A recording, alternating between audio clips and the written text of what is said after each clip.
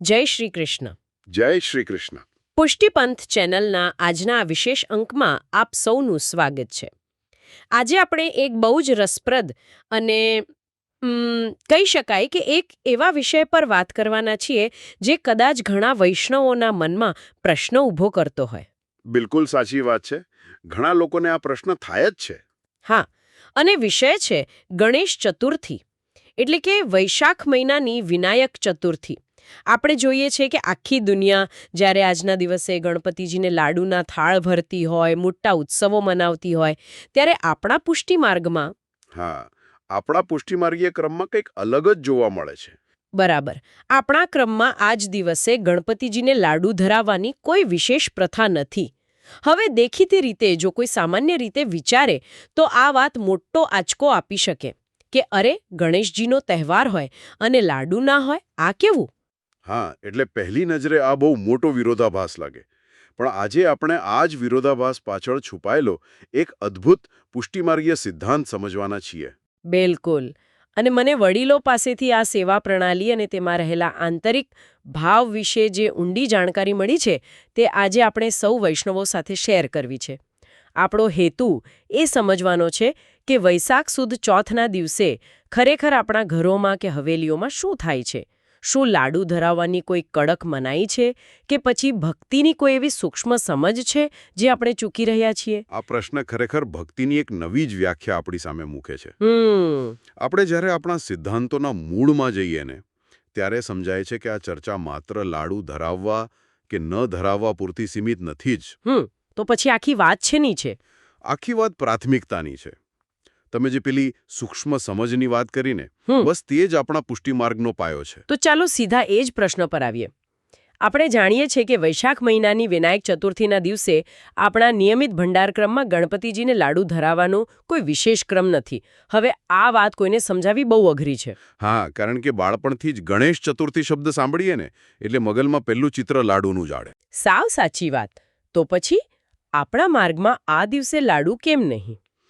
આ સમજવા માટે આપણે સૌથી પહેલા સમય અને સંદર્ભને અલગ પાડવા પડશે. એવું બિલકુલ નથી કે પુષ્ટિમાર્ગમાં ગણપતિજીને લાડુ ક્યારેય ધરાવાતો જ નથી. અરે વાહ! એટલે લાડુ ધરાવવાનો ક્રમ છે ખરો? હા, ચોક્કસ છે. ભાદરવા મહિનામાં આવતી દંડા ચોથની એક બહુ જ સુંદર પરંપરા છે.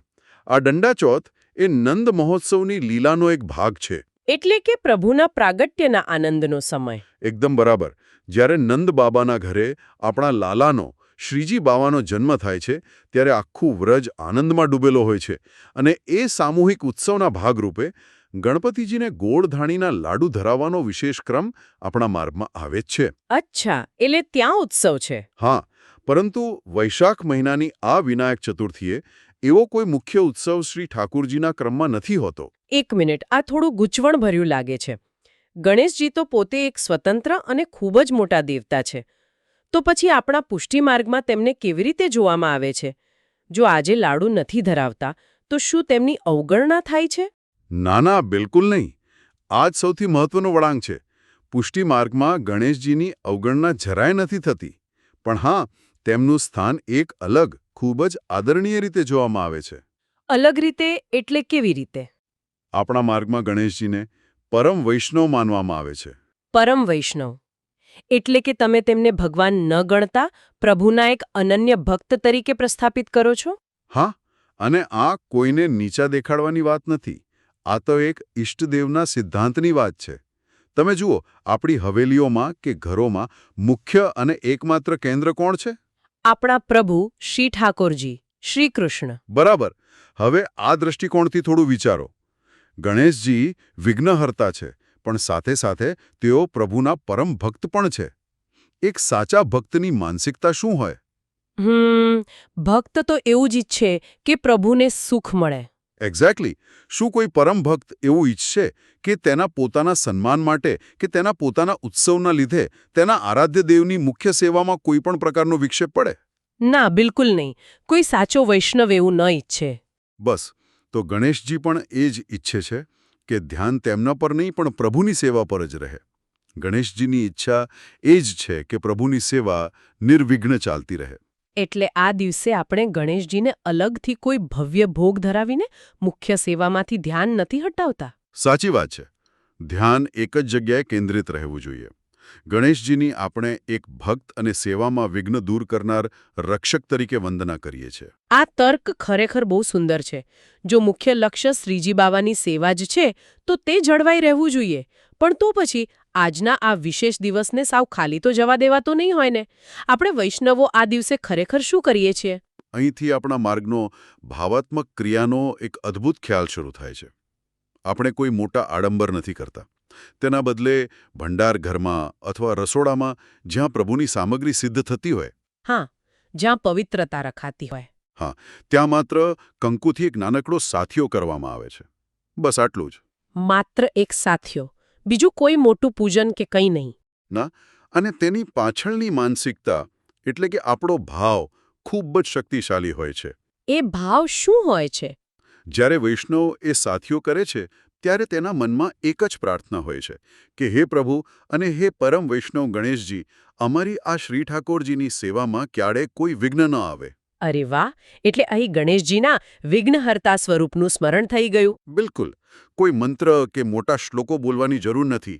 મનની અંદર જે શુદ્ધ પ્રાર્થના ચાલી રહી છે તે જ સાચી પૂજા બની જાય છે. આ વાત પરથી મને વડીલોએ આપેલી એક બહુ જ સુંદર પારિવારિક ઉદાહરણની યાદ આવે છે. હા, કયું ઉદાહરણ? આપણે એવું વિચારીએ કે ઘરમાં એક નાનું બાળક છે જે બહુ જ શાંતિથી સૂઈ રહ્યું છે અને ઘરના કોઈ બહુ જ આદરણીય વડીલ, ધારો કે દાદાજી, એ રૂમની બહાર ખુરશી નાખીને બેઠા છે. હા, જેથી કોઈ અવાજ ન કરે. બરાબર. જેથી કોઈ અવાજ ન કરે અને પેલા બાળકની ઊંઘમાં ખલેલ ન પહોંચે. હવે આપણે એ દાદાજીને ખૂબ માન આપીએ છીએ, પણ શું આપણે એમનું સન્માન કરવા માટે બેન્ડ વાજા બોલાવીને રૂમની બહાર મોટો ઉત્સવ કરીશું? ના ભાઈ ના, તું તો બાળક જાગી જ જાય ને. એ જ તો વાત છે. કારણ કે એ વડીલનું એકમાત્ર લક્ષ્ય પેલા બાળકની શાંતિ છે. જો આપણે ઢોલ વગાડીશું તો વડીલ ખુશ થવાને બદલે આપણા પર નારાજ થશે. આપણું એ વડીલ પ્રત્યેનો સાચો આદર એ જ છે કે આપણે ચૂપચાપ તેમને પ્રણામ કરીએ અને બાળકને શાંતિથી સૂવા નહીએ. અરે વાહ! આ ખરેખર એકદમ સચોટ અને હૃદયને સ્પર્શી જાય તેવું ઉદાહરણ છે. હા, અહીં ગણેશજી એ વડીલ છે અને આપણા પ્રભુ એ બાળક છે. એકદમ સાચી વાત. તમે જે આખું દ્રશ્ય ઊભું કર્યું ને તે આપણા પુષ્ટિ માર્ગના હારને બરાબર પકડી પાડે છે. અને આ જ કારણ છે કે આ સાથિયો કરવાની ક્રિયા પણ કોઈ કઠોર નિયમ નથી. હા, મેં સાંભળ્યું છે કે આ સંપૂર્ણપણે વૈકલ્પિક છે. બિલકુલ. તમારી પાસે સમય ન હોય તો તમે મનમાં પણ અભાવ કરી શકો છો. ભક્તિ માર્ગમાં શારીરિક ક્રિયાકર્મ ગૌણ છે અને તમારો આંતરિક ભાવ હંમેશા મુખ્ય છે. બરાબર. તો હવે મને એ સમજાવો કે જો આ સમયે ગણેશજીની પૂજા પર ફોકસ નથી તો પછી આપણા વૈષ્ણવોનું મુખ્ય ફોકસ ક્યાં છે અત્યારે? અત્યારે આપણે ગ્રીષ્મ ઋતુમાં છીએ. આ સમયગાળો અખાત્રીજ પછીનો છે. હા, અખાત્રીજથી તો આપણા ક્રમમાં મોટો ફેરફાર આવે છે ને. હા, સંપૂર્ણપણે ઋતુ પર આધારિત ફેરફાર. અખાત્રીજથી ગ્રીષ્મ ઋતુ એટલે કે ઉનાળાની સેવાનો પ્રારંભ થાય છે. અને આ સમયગાળામાં વૈષ્ણવનું એકમાત્ર લક્ષ્ય એ હોય છે કે પ્રભુને ગરમીથી સહેજ પણ શ્રમ કે કષ્ટ ન પડે. એટલે ઋતુ પ્રમાણે પ્રભુને અનુકૂળતા કરી આપવી. હા, આખા દિવસની સેવા પ્રણાલી આ એક જ ઉદ્દેશ્યની આસપાસ ગોઠવાઈ જાય છે. એટલે કે ઋતુ પરિવર્તન એ કોઈ સામાન્ય ઘટના નથી, પણ સેવાનું કેન્દ્રબિંદુ બની જાય છે. પણ આ ગરમીથી બચાવવા માટે આપણે સેવામાં શું શું ફેરફાર કરીએ છીએ? સેવાનો ક્રમ સાવ બદલાઈ જાય છે. પ્રભુના વસ્ત્રોથી લઈને આસપાસના વાતાવરણ સુધી બધું જ. જેમ કે આપણે જાડા કપડાં મૂકી દઈએ છીએ એમ? હા, ભારે અને ગરમ વસ્ત્રોની જગ્યાએ પ્રભુને સાવ હળવા, સુતરાવ અને મલમલના વસ્ત્રો ધરાવવામાં આવે છે. આભૂષણોનો ભાર પણ ઓછો કરી દેવામાં આવે છે.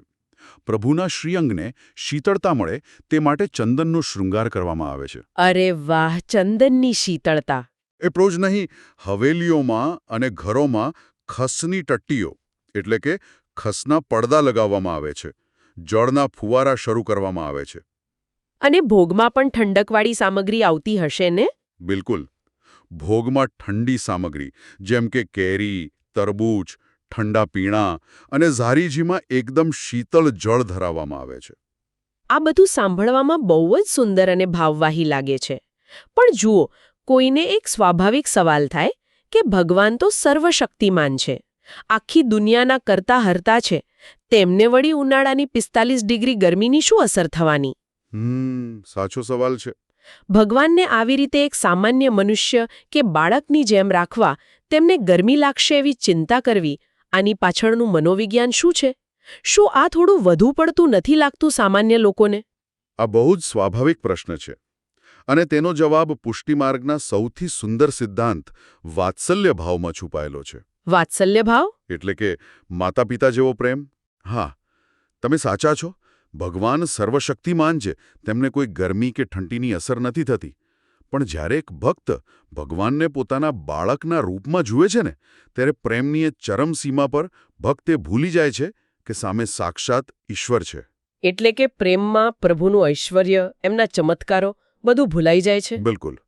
એક ઉદાહરણ આપું. એક માતાને ભલે ખબર હોય કે તેનો દીકરો કદાચ દુનિયાનો સૌથી તાકાતવર માણસ છે, છતાં પણ શિયાળામાં તે તેને સ્વેટર પહેરવાની બૂમો પાડશે જ. હા, સાચી વાત. માં તો માં છે. કારણ કે તેનો પ્રેમ એ તાકાત જોતો નથી, તેની કાળજી જુએ છે. પુષ્ટિમાર્ગમાં ભક્ત ઈશ્વરથી ડરતો નથી, ઈશ્વર પાસે કંઈ માંગતો પણ નથી. તે માત્ર ઈશ્વરની સુખાકારી ઈચ્છે છે. બરાબર. આ ભક્તની પોતાની ગરજ છે, ઈશ્વરની નહીં. હા. જ્યારે તમને ખબર હોય કે બહાર અસહ્ય ગરમી છે, ત્યારે તમે પોતે ઘરમાં એસી કે પંખા નીચે બેસો અને પ્રભુને જરા પણ ઠંડક ન આપો, તો તમારો પ્રેમ સાચો કેવી રીતે કહેવાય? બહુ જ સાચી વાત કહી તમે. એટલે જ તહેવારોની ઔપચારિકતા કરતાં પ્રભુની શારીરિક સુખાકારી અને તેમને મળતી શીતળતા એ આપણા માટે સૌથી મોટો ધર્મ બની જાય છે. એકદમ સાચું. આ ખ્યાલ એટલો ઊંડો છે કે તે ભક્તિની આખી છબી જ બદલી નાખે છે. પણ જુઓ, આ બધી કાળજીભરી સેવા, જેમ કે ચંદન ઘસવું, મલમલના કપડાં તૈયાર કરવા, અલગ અલગ શીતળ ભોગ સિદ્ધ કરવા, આ બધું સાંભળવામાં બહુ જ આનંદદાયક લાગે છે, પણ પ્રેક્ટિકલ લાઈફમાં થોડું અઘરું છે. હા, અત્યારની દોડધામવાળી જિંદગીમાં. બરાબર. કોઈ સામાન્ય માણસ જે સવારે 8:30ની ટ્રેન પકડીને ઓફિસ જાય છે, જેની પાસે સમય ઓછો છે કે સંસાધનો મર્યાદિત છે, તે આ બધું કેવી રીતે કરી શકે? શું આટલી જટિલ સેવા કર્યા વિના તે સાચો વૈષ્ણવ ન કહેવાય? આ એકદમ પ્રેક્ટિકલ સવાલ છે. અને સારી વાત એ છે કે આપણા માર્ગમાં આ બાબતે બહુ જ રાહત આપનારો ખુલાસો છે. હા, કેવી રીતે? પુષ્ટિમાર્ગમાં દરેક વ્યક્તિની અનુકૂળતા મુજબની વ્યવસ્થા છે. અહીં મુખ્યત્વે 2 પ્રકારની સેવા પદ્ધતિઓ જોવા મળે છે. એક છે મર્યાદી વૈષ્ણવ માટે અને બીજી સામાન્ય વૈષ્ણવ માટે. તો પહેલા આ મર્યાદી વૈષ્ણવ વિશે થોડું સમજાવો. આ શબ્દ આપણે બહુ સાંભળીએ છીએ, પણ તેનું સાચું મહત્વ શું છે? મર્યાદી વૈષ્ણવ એટલે એવા ભક્તો જેઓએ પોતાનું જીવન મોટાભાગે પ્રભુની સેવામાં સમર્પિત કર્યું છે અને જેઓ અપરસના કડક નિયમોનું પાલન કરે છે. અપરસ એટલે કે શારીરિક શુદ્ધતા, કોઈને અડવાનું નહીં, એવું બધું. માત્ર શારીરિક શુદ્ધતા નહીં, પણ માનસિક અને આસપાસના વાતાવરણની પણ કડક પવિત્રતા. જુઓ, અપરસ પાછળનો વિજ્ઞાન બહુ જ રસપ્રદ છે. અચ્છા, વિજ્ઞાન કેવી રીતે? આપણે જાણીએ છીએ કે જ્યારે આપણે ગુસ્સામાં કે તણાવમાં રસોઈ બનાવીએ છીએ, ત્યારે જમવામાં એ ભાવ ભળે છે. હા, એ તો આપણે રોજિંદા જીવનમાં પણ અનુભવીએ છીએ. તો અપરસનો મુખ્ય હેતુ રસોડામાં કે સેવામાં એક એવું વેક્યુમ એટલે કે શૂન્યાવકાશ ઊભું કરવાનો છે, જ્યાં બહારની દુનિયાનો કોઈ તણાવ, કોઈ નકારાત્મક ઉર્જા પ્રવેશી જ ન શકે. અરે વાહ! એટલે ભક્ત બહારનો સ્પર્શ ટાળે છે, જેથી તેનું મન માત્ર પ્રભુમાં કેન્દ્રિત રહે. હા, અને તે શુદ્ધ ભાવ સીધો પ્રભુના ભોગમાં ટ્રાન્સફર થાય. આવા મર્યાદી વૈષ્ણવો ગ્રીષ્મ ઋતુમાં પ્રભુ માટે શીતળ ભોગ વિવિધ સામગ્રીઓ જાતે જ પોતાના હાથે ખૂબ સમય અને શ્રમ આપીને સિદ્ધ કરે છે. બરાબર. એ તો સમજી શકાય કે જેમની પાસે સમય અને સંજોગ અનુકૂળ છે, તેઓ આટલી ઊંડી પદ્ધતિથી સેવા કરી શકે. પણ મારા જેવા સામાન્ય નોકરિયાત માણસનું શું, જેને અપરસ પાડવાનો સમય જ નથી? શું પ્રભુ મારો ભોગ સ્વીકારશે? અરે, એ જ તો આપણા માર્ગનો સૌથી મોટો સિદ્ધાંત છે, જેને પુષ્ટિ એટલે કે કૃપા કહેવાય છે. જે સામાન્ય વૈષ્ણવો છે, જેઓ નોકરી કે વ્યવસાયના કારણે કડક નિયમો પાડી શકતા નથી, તેમણે સહેજ પણ નિરાશ થવાની જરૂર નથી. તો તેમના માટે શું રસ્તો છે? બહુ જ સરળ રસ્તો છે. સવારે ઉઠીને સ્નાન કરી, સ્વચ્છ વસ્ત્રો પહેરી, પ્રભુની સન્મુખ જઈને દંડવત પ્રણામ કરવા. અને ભોગ માટે? જો ભોગ સિદ્ધ કરવા માટે મોટો સમય ન હોય, તો માત્ર કોઈ ઋતુ અનુકૂળ ફળ અથવા તો માત્ર સાકર અને મિશ્રીના 2 દાણા ધરી શકાય છે. માત્ર સાકરના 2 દાણા?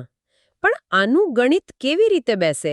એક બાજુ પેલો મર્યાદી વૈષ્ણવ 56 ભોગ અને ચંદનનો શૃંગાર ધરાવે છે અને હું ઉનાળાની ગરમીમાં મારા પ્રભુને માત્ર 2 દાણા સાકર અને મિશ્રી ધરાવું હમ તો શું મારું સમર્પણ પેલા મર્યાદી વૈષ્ણવની બરાબરી કરી શકશે 100% કરશે 100%.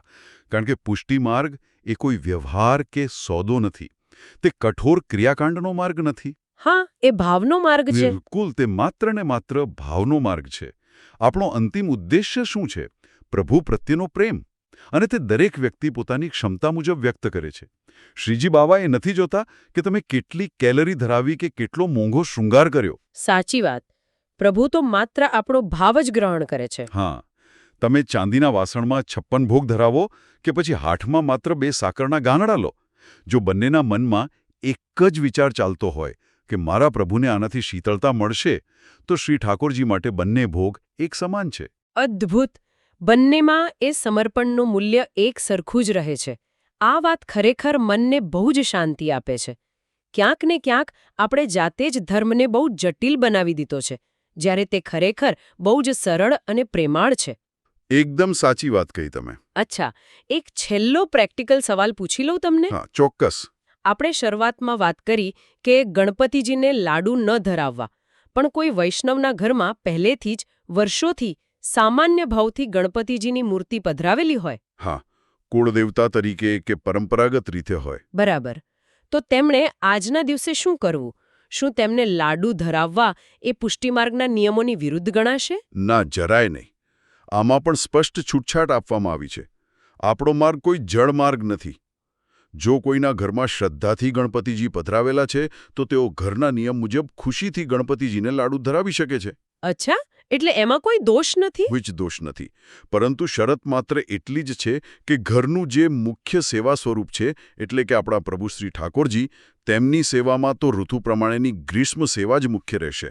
એટલે કે લાડુ ધરાવો, પણ શ્રીજી બાવાની સેવામાં કોઈ બાંધછોડ નહીં. બિલકુલ. તમે ગણપતિજીને લાડુ ધરાવો, પણ પ્રભુની સેવામાં તો એ જ શીતળતા અને હળવાશના નિયમો સર્વોપરી રહેશે. મુખ્ય કેન્દ્ર ક્યારેક ખસવું ન જોઈએ. આ આખી ચર્ચા કેટલી અદ્ભુત રીતે એક વર્તુળ પૂરું કરે છે, નહીં?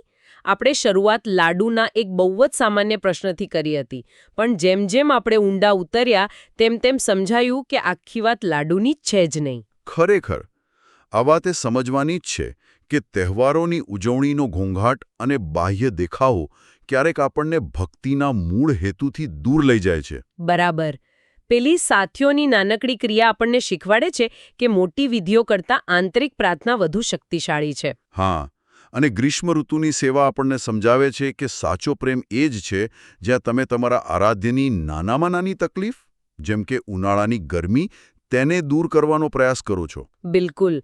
ભક્તિએ માત્ર મંદિરમાં જઈને માથું ટેકવવામાં નથી, પણ પ્રભુ સાથે એક જીવંત શ્વાસ લેતો સંબંધ બાંધવામાં છે, જ્યાં ભય નથી પણ વાત્સલ્ય અને કાળજી છે.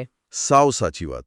તો આજના આ સુંદર વિશ્લેષણ પછી હું આપણા સૌ વૈષ્ણવોને એક બહુ જ વ્યાવહારિક વિચાર સાથે છોડી જવા માંગુ છું. હા, ચોક્કસ. આજે આપણે પ્રભુ પ્રત્યેના આ વાત્સલ્ય ભાવ અને તેમને શીતળતા આપવાની વાત કરી. તો શું આપણે આપણા રોજિંદા જીવનમાં, આપણા માનવીય સંબંધોમાં પણ આ સિદ્ધાંત અપનાવી શકીએ? બહુ ઊંડો વિચાર છે આ. ઘણીવાર આપણે આપણા સંબંધોમાં આપણા મિત્રો કે પરિવાર સાથે મોટા મોટા ઔપચારિક દેખાવો કરતા હોઈએ છીએ. કોઈના જન્મદિવસે મોટી પાર્ટીઓ આપીએ, મોંઘી ભેટો આપીએ. પણ ક્યારેક એ બધા દેખાવો બાજુ પર મૂકીને માત્ર એ વિચારવાનું કે સામેવાળી વ્યક્તિના મનમાં અત્યારે કયો ઉનાળો ચાલી રહ્યો છે, તેને કયો સ્ટ્રેસ કે ગરમી સતાવી રહી છે. અરે વાહ! એટલે કે તેને સાચી શીતળતા આપવી. બિલકુલ. કદાચ તેમને કોઈ મોટી પાર્ટી કે દેખાવની જરૂર જ નથી. કદાચ તેમને માત્ર તમારા 2 મીઠા શબ્દોની, થોડી સમજણની શીતળતાની જ જરૂર છે. સાચી વાત છે. જેમ પ્રભુને ઉનાળામાં ભારે ઘરેણાં નહીં, પણ માત્ર ચંદનની શીતળતા જોઈએ છીએ, તેમ આપણા અંગત લોકોને પણ ક્યારેક ઔપચારિકતાના ભારમાંથી મુક્ત થઈને માત્ર શાંતિ અને હૂંફ જોઈતી હોય છે. શું આપણે તેમને એ શીતળતા આપી શકીએ? બસ આ જ વિચારવા જેવું છે. આ ખરેખર ધર્મને જીવન સાથે સાંકળતો બહુ જ સુંદર વિચાર છે. મારો આ વિડિયો દ્વારા એક નમ્ર પ્રયાસ છે કે આ જ્ઞાન બધા વૈષ્ણવો સુધી પહોંચે. જો મારાથી કોઈ ભૂલ થઈ હોય તો મને ક્ષમા કરજો અને કોમેન્ટ્સમાં જણાવજો, જેથી આપણે તેને સુધારી શકીએ. કૃપા કરીને આ વિડીયો વોટ્સએપ પર શેર કરો, જેથી અન્ય વૈષ્ણવો પણ આ જ્ઞાન પ્રાપ્ત કરી શકે. અને પ્લીઝ નીચે કોમેન્ટ કરીને જણાવો કે આપણે આપણા આગામી વિડીયોમાં કયો વિષય લેવો જોઈએ. જય શ્રી કૃષ્ણ.